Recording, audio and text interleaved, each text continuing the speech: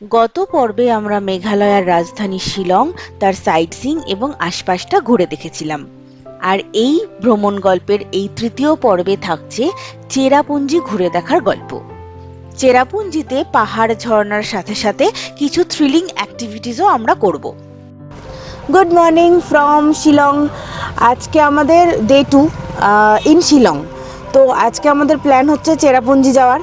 আমরা সেই মতো বেরিয়ে পড়েছি। এখন বাজে 9টা। বললাম একটু রাস্তায় জ্যাম হয়ে গেছে, শিলংয়ে তো প্রচণ্ড জ্যাম হয়।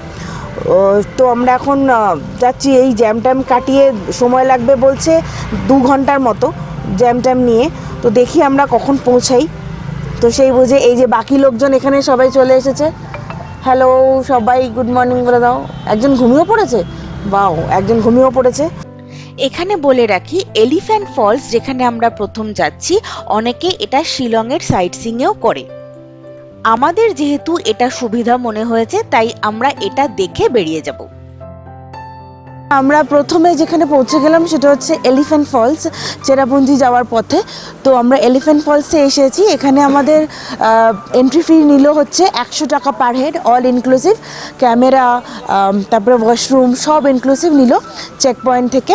অনেকেই যারা সকালবেলা বেরোন তারা ব্রেকফাস্ট করতে পারেন না, হোটেলে ব্রেকফাস্ট করে বেরোনো হয় না অনেক আর্লি বেরোলে। তাদের পক্ষে কিন্তু এখানে ব্রেকফাস্ট করার অনেক অপশন আছে। ব্রেকফাস্টের সাথে সাথে এখানে কিন্তু প্রচুর লাঞ্চ করার অপশনও রয়েছে এবং আছে প্রচুর সুভিনিয়ার শপস। এই ফলসে মোট 3টে স্টেপে জলধারা নেমে এসেছে। এই ওয়াটারফলের যে পাথরটা, তাকে দেখতে দূর থেকে অনেকটা হাতির পায়ের মতো লাগতো, তাই কলোনিয়াল পিরিয়ডে ব্রিটিশরা এর নামকরণ করেন এলিফ্যান্ট ফলস। আচ্ছা, এখানে টিকিটটা দেখাতে হচ্ছে। আমাদের চেক পয়েন্টে যে টিকিটটা দিয়েছিল সেই টিকিটটা এখানে দেখাতে হচ্ছে, তারপর ঢুকতে হচ্ছে।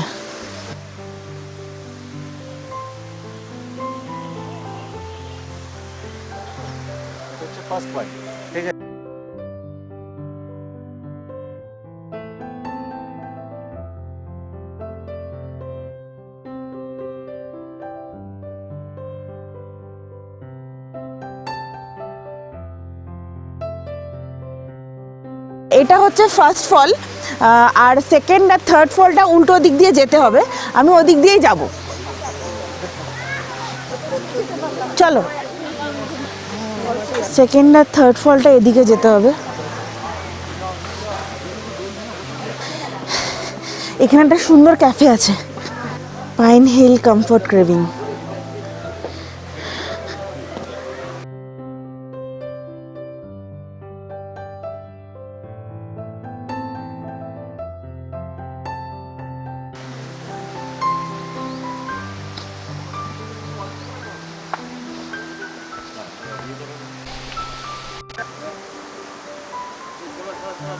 আচ্ছা, এটা হচ্ছে সেকেন্ড ফলস।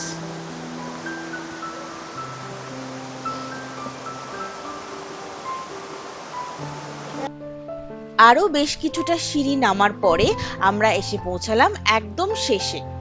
এটা হচ্ছে থার্ড ফলস।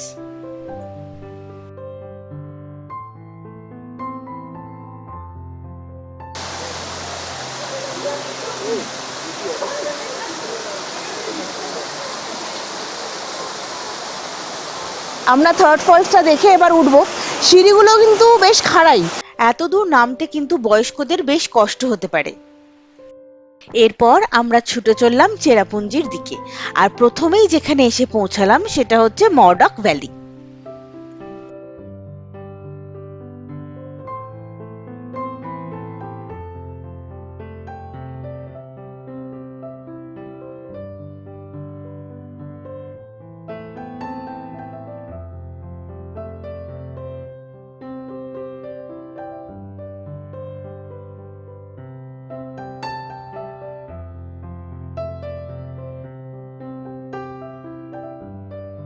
তো আমরা আজকে এখন পিট স্টপ দিয়েছি মাওফোটাং জিপ লাইনিং পয়েন্ট।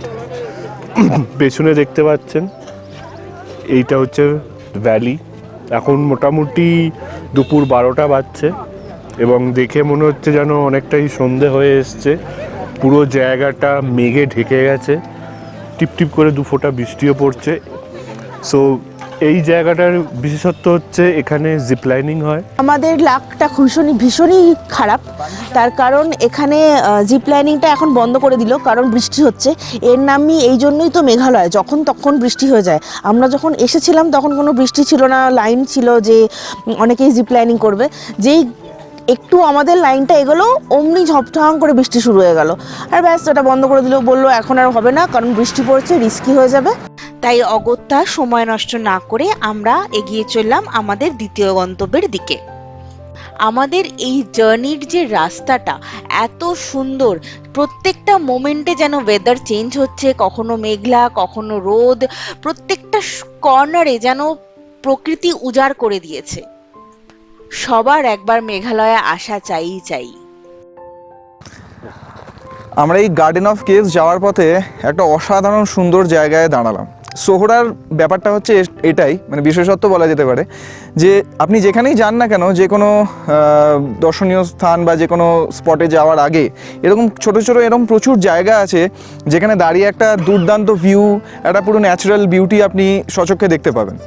তো এটা সেরকমই একটা জায়গা, এর হয়তো কোনো নাম নেই, বাট অন দ্য ওয়ে একটা অজানা জায়গা, যেটা it will give you an awesome view of the entire place. দেখতে পাচ্ছেন আমার পেছনেই একটা ভ্যালি রয়েছে, গাড়ি যাচ্ছে, একদম বার্ডস আই ভিউ, অসাধারণ লাগছে। হাওয়া দিচ্ছে, ঠান্ডা ঠান্ডা হাওয়া, কিন্তু ঠান্ডা আপনার লাগবে না, কারণ ভিউটা দেখতে আপনি খুবই ব্যস্ত থাকবেন।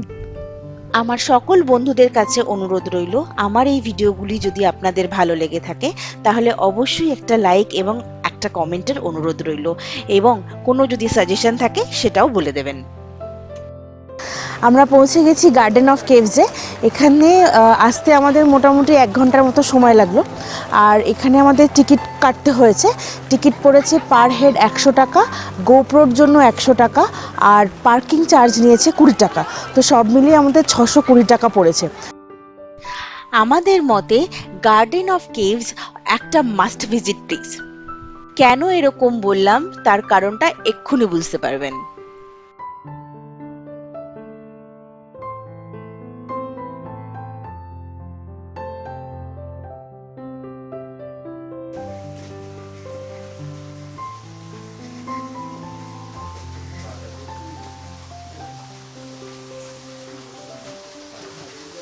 ও ওরে না ভাই, আয় আয়,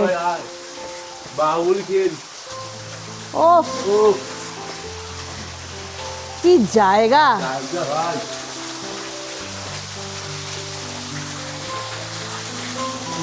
ওফ,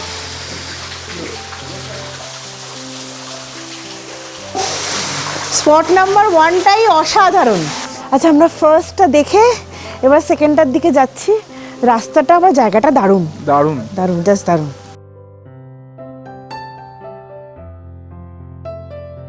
এই গ্লুমি ওয়েদার যে এত সুন্দর হতে পারে তার অভিজ্ঞতা আমাদের মেঘালয় করালো।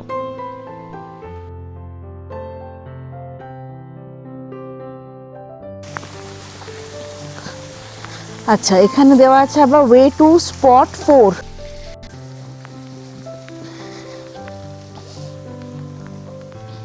বাবা,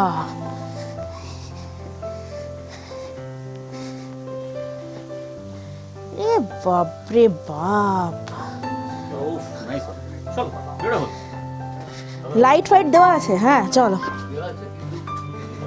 হ্যাঁ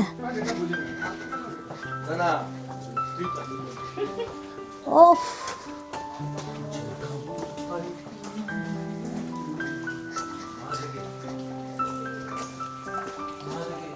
হ্যাঁ মাথা দেখে। এই কেভগুলোতে অনেক জায়গায় বেশ ভালো জল আছে, তো একটু ওয়াটার রেজিস্ট্যান্ট যদি শুজ থাকে তাহলে একটু চলতে সুবিধা হয়।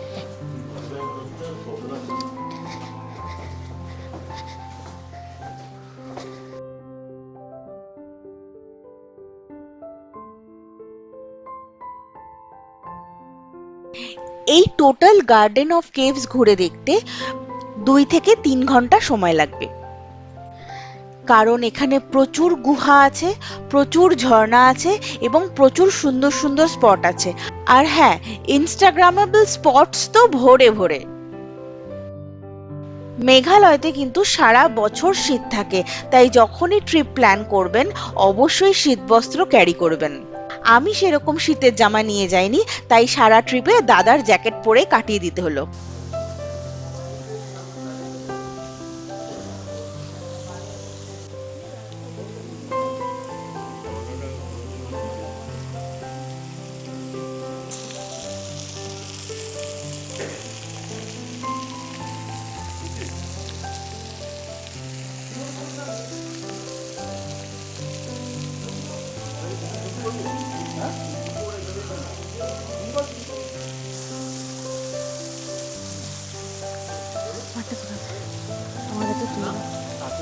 চল, কেমন সব লাগছে? দারুণ দারুণ।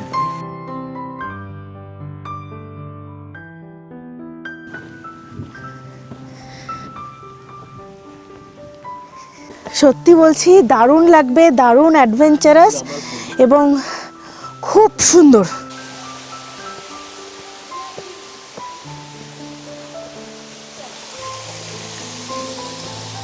আমরা এখন আছি 7th কেভে, garden of কেভসের 7th কেভটায়।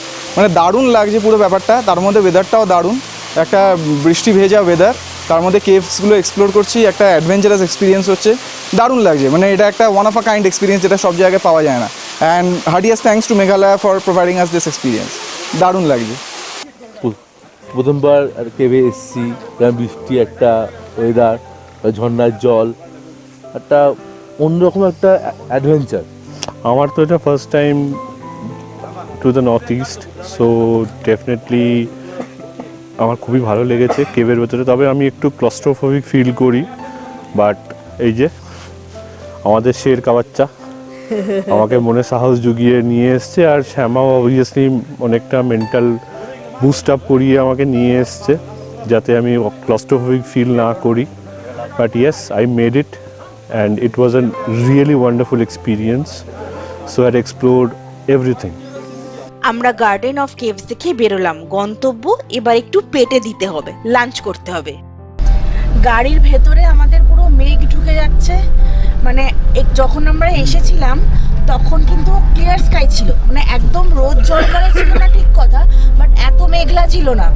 But এখন যখন ফিরছি, মানে উইদিন 2 ঘন্টা মানে পুরো গাড়ির ভেতর দিয়ে মানে মেঘ ঢুকে যাচ্ছে একদম। সেদিন আমরা লাঞ্চ সেরে নিয়েছিলাম একদম রাস্তার ওপরে মিস্টি হিলস নামের এই রেস্টুরেন্টটাতে। খাবার আমাদের এতটাই ভালো লেগেছিল যে আমরা পরের দিন যখন আবার চেরাপুঞ্জি গেছিলাম, আমরা এখানেই লাঞ্চ করেছিলাম। আমরা এই খেয়ে বেরোলাম, মানে মাঝখানে আবার সানি হয়েছিল ওয়েদারটা, আবার পুরো কুয়াশায় ঢেকে গেছে একদম, আর প্রচণ্ড ঠান্ডা, মানে আমি পুরো ঠকঠক করে কাঁপছি, বাট আমরা খুব এনজয় করছি। আর এখন আমরা বেরোবো, এখন যাব নখালিখাই, 7 সিস্টার আর মৌসুমাই কেভ। আমরা যেহেতু চেরাপুঞ্জিটা ডে ট্রিপের মধ্যে রেখেছিলাম, ওই জন্য আমাদের দেরি হয়ে গেছিল। আমাদের সাজেশন, চেরাপুঞ্জিতে একদিন থাকুন এবং ঘুরে দেখুন। আমরা এখন পৌঁছে গেছি নখালিখাইতে, নখালিখাই ওয়াটারফলে। আমার পেছনেই নখালিখাই ওয়াটারফল। নখালিখাই ওয়াটারফল যেমন খুবই সুন্দর, তেমনি লোকাল লোকেদের কাছে খুব হন্টেড নামেও পরিচিত। লোকাল জনজাতির এক মা একদিন রাত্রে বাড়ি ফিরে দেখে তার সেকেন্ড হাজবেন্ড তার মেয়েকে রান্না করে প্লেটে সার্ভ করেছে। সেই দুঃখ সইতে না পেরে সেই মা এই ফলস থেকে ঝাঁপ দেয় এবং তারপর থেকেই নাকি অনেকেই তাকে দেখতে পায় এবং তার কান্না শুনতে পায়।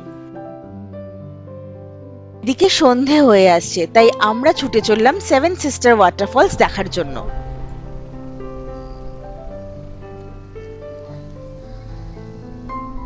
আমরা এসেছি 7 সিস্টার ওয়াটারফল দেখতে, কিন্তু দুর্ভাগ্যবশত একে তো জল নেই, শীতকাল বলে, এবং কুয়াশায় ঢেকে গেছে পুরো।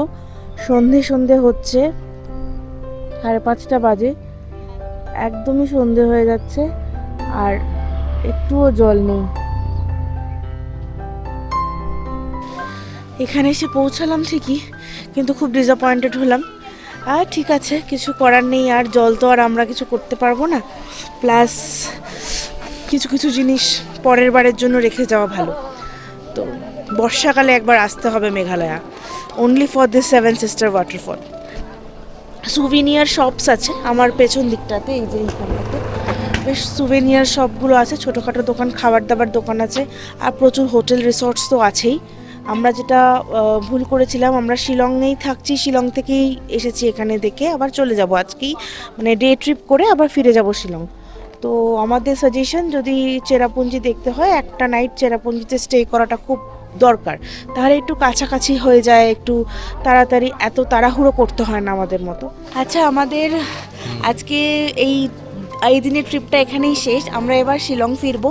শিলং থেকে আমরা একটুখানি টুকটাক শপিং করার ইচ্ছা আছে, যদি টাইমে পৌঁছাই। মনে হয় পৌঁছবো আজকে।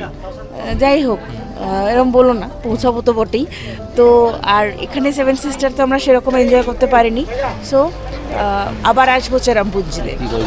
এখন তব তক সাত ভাই চম্পা। কথায় বলে না, কিছু জিনিস কপালে লেখা থাকে। আমাদের কপালে চেরাপুঞ্জি আবার যাওয়ার ছিল, দুটো কারণে। এক, আমাদের জিপ লাইনিং বাকি, আর আমাদের মৌসুমাই কেভও বাকি। এবারে দুটোই কমপ্লিট হবে। হ্যালো, তো আমরা আজকে জিপলাইনিং করব, এখানটায় এসেছি। এই জায়গাটা আজকে ওয়েদার ভালো আছে, আমরা 4 জনই জিপলাইনিং করব, দাদা বাদ দিয়ে। এখানে চার্জেস হচ্ছে 1500 টাকা, মানে দুটো লাইন আছে, একটা হচ্ছে সাইড দিয়ে যাবে, আর একটা হচ্ছে একদম এই পাহাড় থেকে ওই পাহাড়। এই যে সাইডের লাইনটা দেখছেন, এই যে সামনে যেটা রয়েছে, এইটা হচ্ছে 500 টাকার লাইন। এইটা হচ্ছে এইখান থেকে ওই একটা কর্নার অবধি দেখা যাচ্ছে, ওখানে নিয়ে যাবে, দিয়ে ওখান থেকে আবার ব্যাক টু এখানে। এটা হচ্ছে 500 টাকা। আর 1500 টাকা যেটা বললাম, সেটা হচ্ছে এখানে যাবে, এখান থেকে নিচে একটা জায়গায় আসবে, সেখান থেকে এই পাহাড় থেকে ওই পাহাড় যাবে, আর এখান থেকে যাওয়ার সময় ওখানে একটা ঝর্ণা আছে যেটা দেখা যায়। এটাই আমাদের বললো, মানে এইটা হচ্ছে পুরো, মানে এটা যাওয়া আসা বোথ নিয়ে হচ্ছে 1500 টাকা। এবার আমি আর প্রিয় আগে যাব, তারপরে শুভ্র আর শুভ যাবে। দেখা যাক কেমন এক্সপিরিয়েন্স হয়। চলে গেল।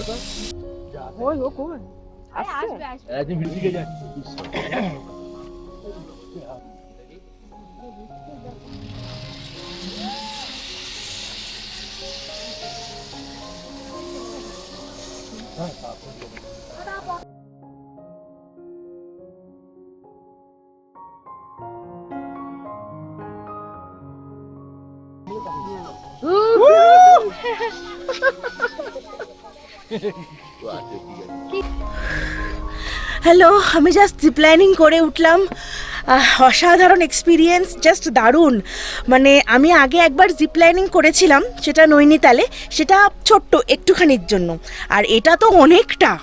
ওই পাহাড়ের জার্নিটা মানে অসাধারণ, দুর্দান্ত, মানে দারুণ। ওখান থেকে খুব সুন্দর যে একটা ঝর্ণা বলছিলাম, যে ওরা বলছে একটা ঝর্ণা দেখা যায়, সত্যি একটা দারুণ ঝর্ণা দেখা যায়। খুব সরু জল, এখন তো শীতের শেষ, অতটা জল নেই, বাট স্টিল ঝর্ণাটা আছে। আর মাঝখান থেকে যখন আমি দেখছি না নিচের দিকটা, অদ্ভুত সুন্দর ভিউ, চতুর্দিকে মানে লাশ গ্রিন, আর একদম পুরো একদম ভি শেপড খাদ। আমার মানে বাকেট লিস্ট আর একটা ডান। ছোট জিপ লাইনটা হ্যাঁ ঠিক আছে, এর আগে নৈনিতালেও করেছি, ভালো লেগেছে, ঠিক আছে। বড় জিপ লাইনটা মানে কিডনি থেকে শুরু করে লাং, লিভার, হার্ট যা আছে সব এখানে এসে আটকে যাবে, ঠিক আছে। সব মিলিয়ে একটা থ্রিল, ভয়, এক্সাইটমেন্ট, বুক দুরু মানে অ্যাড্রেনালিন রাশ সব মিশিয়ে একটা দারুণ অভিজ্ঞতা। মানে আমার অনেকটা হাইটে ভয় কেটেও গেছে, এখন এই ধারে দাঁড়ালেই যে পা কাঁপতো সেটা এখন আর হচ্ছে না। তবে হ্যাঁ, ওইদিকে একটা সাংঘাতিক স্টিপ সিঁড়ি আছে, যেটা যদি না আপনারা মানে একটু যদি ওপরে ওঠা বা ক্লাইম্বিংয়ে যদি অসুবিধা থাকে, আমার যেমন সাংঘাতিক হাঁপ ধরে গেছে, মানে ওটার জন্য আমার এখনো পা কাঁপছে, যে একটা অস্বস্তি লাগে অতখানি খাড়াই উঠলাম। তো এটা ছাড়া মানে দারুণ, মানে হাইলি রেকমেন্ড, 1500 টোটালি জাস্টিফাইড। তো এটা ছিল আমাদের জিপ লাইনিং এর এক্সপিরিয়েন্স। তো আমি তো হাইলি রেকমেন্ড করব, অ্যাবসলিউটলি ট্রাই করা উচিত, অ্যাবসলিউটলি। আমরা আবার পথ ধরলাম আমাদের সেকেন্ড গন্তব্য মৌসুমাই কেভের দিকে।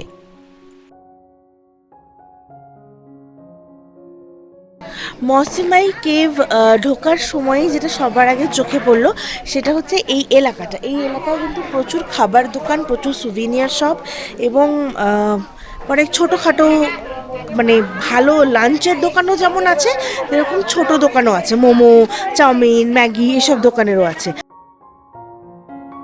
আমরা যখন ঢুকছি মৌসুমাই কেভে, এইখানটা কিন্তু খুব সুন্দরভাবে গাইডটা দেওয়া রয়েছে, পুরো গাইড ম্যাপটা দেওয়া রয়েছে, কোনো অসুবিধা হবে না।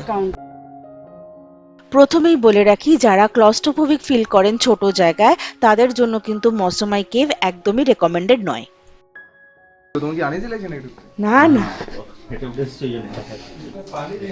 রীতিমতো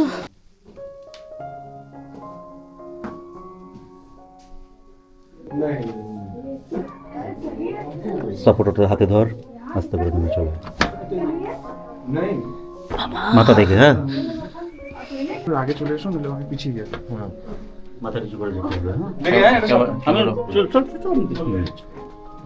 খুব চাপ নেই।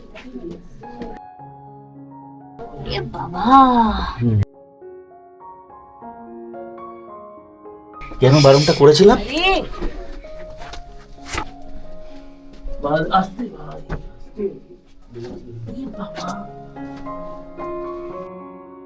সারাটা মৌসুমাই কেভ কিন্তু এরকম ভাবেই চলতে হবে, এর থেকেও সরু জায়গা রয়েছে। হ্যাঁ, পুরো মাথা সামলে।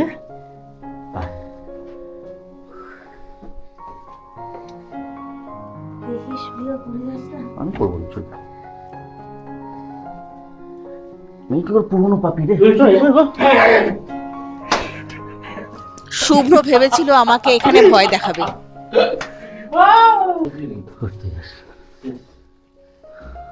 কি শেষ? কিচ্ছু শেষ হয়নি। একদম চল, কিচ্ছু শেষ হয়নি, বাকি আছে। শুভ্র একটু দম নিয়ে নিচ্ছে। হয়েছে এবার?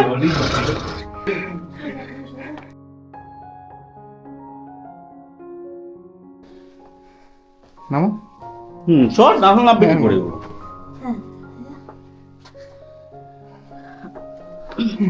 লাস্টে যখন এসেছিলাম, বুঝলি তো?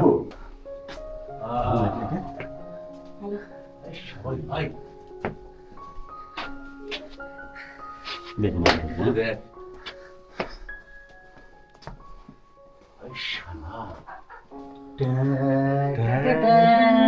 চল।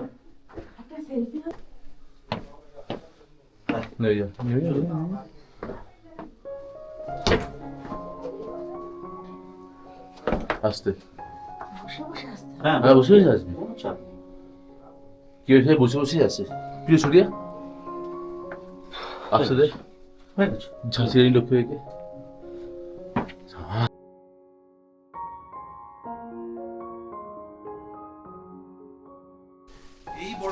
এই বড় হাবাস। বোরা কেভস, তারপরে এখানে মেঘালয়তে এসেই গার্ডেন অফ কেভস দেখেছি। নৈনিতালেও আমরা একটা কেভ এক্সপ্লোর করেছিলাম। আমার কেভ এক্সপ্লোর করতে ভালোই লাগে। ফার্স্ট অ্যান্ড ফরমোস্ট যে কথাটা বলতে চাই সেটা হচ্ছে যে কেভটা নর্মাল, ভেতরে ইলেকট্রিসিটি দেওয়া, বাল্ব টাল্ব লাগানো, আর কিছু গাইডও আছে যারা বয়স্ক লোক বা যদি কেউ ক্লস্ট্রোফোবিক হয় তাদেরকে গাইড করছে। কিন্তু আপনি যদি এক্সপ্লোরার মেন্টালিটির হন, যে হ্যাঁ ভেতরে কী কী আছে, কোন গর্তের ভেতর কী একটু দেখতে চান, এক্সপ্লোর করতে চান কেভটাকে, তাহলে কিন্তু এমন অনেক হিডেন পাথওয়েজ অ্যান্ড প্যাসেজেস রয়েছে যেগুলো দিয়ে আপনাকে নিজেকে গিয়ে দেখতে হবে। এক্সিট কিন্তু নর্মাল বাঁধা ধরা একটাই, বাট আপনার এক্সিট আপনাকে বানিয়ে নিতে হবে। মাল্টিপল এক্সিটস কিন্তু লুকিয়ে আছে। এই জায়গাটা কতটা হ্যাপেনিং দেখুন, পেছনে একটা লাইভ মিউজিক বাজাচ্ছে এখানে, মানে দারুণ হ্যাপেনিং একটা জায়গা, খুব সুন্দর। আমাদের চেরাপুঞ্জির শেষটা দুর্দান্ত হলো, এবার আমরা শিলংয়ে ফিরবো। এবার আমাদের শিলং ফিরে যাওয়ার পালা।